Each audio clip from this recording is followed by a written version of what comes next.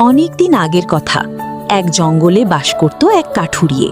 তার কোনো ভিটা বাড়ি ছিল না, তাই সে জঙ্গলে একটি কুঁড়ে ঘরে বসবাস করত তার স্ত্রীকে নিয়ে।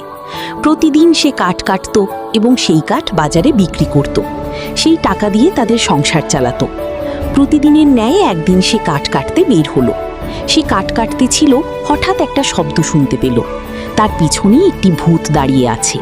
ভূত দেখে সে চমকে উঠল, বলল, আমাকে ছেড়ে দাও, আমাকে মেরো না। ভূত তাকে বলল, ভয় পেও না, আমি তোমাকে সাহায্য করতে এসেছি। এই বলে ভূত একটি থলি বের করলেন এবং সেটি কাঠুরিয়াকে দিয়ে দিলেন। কাঠুরিয়া ভয়ে তো অবাক। অমনি ভূতটি হঠাৎ বাতাসের সাথে মিলিয়ে গেল। কাঠুরিয়া আর কাঠ কাটল না সেদিন। কাঠ এবং থলি নিয়ে বাড়ির উদ্দেশ্যে রওনা দিল। যেতে যেতে ভাবল, এই থলিতে কি থাকতে পারে, বাড়িতে গিয়ে খুলে দেখব।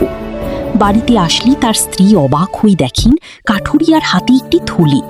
কাঠুরিয়ার স্ত্রী জিজ্ঞেস করেন, কি গো, তুমি এই থলি কোথায় পেলে? কাঠুরিয়া বলে, আর বলো না, কাঠ কাটতেছিলাম, হঠাৎ একটি জঙ্গলি ভূত এসে এই থলিটা দিয়ে গেল। স্ত্রী বলল, তাহলে খুলো তো তাড়াতাড়ি, দেখি এখানে কি আছে।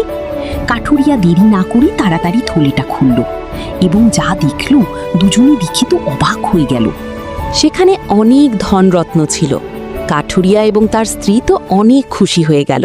তাদের সুদিন ফিরতে চলেছে। এভাবে তারা বেশ কিছু বছর খুব ভালোভাবে কাটল। কাঠুরিয়া আর আগের মতো কাঠ কাটতে যায় না।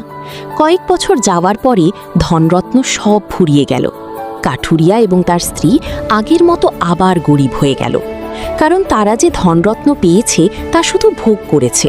পূর্বের ন্যায় আবার কাঠুরিয়া বনে কাঠ কাটতে যায় এবং কাঠ কেটে দুই স্বামী স্ত্রী মিলে বাজারে বিক্রি করে চাল ডাল কিনে আবার তাদের সংসার চালানো শুরু করে আগের মতো।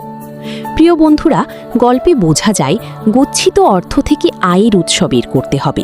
কর্মকে কখনো ছোট করে দেখো না, তবে জীবন সুন্দরভাবে চলবে। গল্পটি তৈরি করেছেন আমাদের শ্রদ্ধেয় MH তুহিন স্যার। ভালো লাগলে অবশ্যই সাবস্ক্রাইব বা ফলো করবেন। ধন্যবাদ।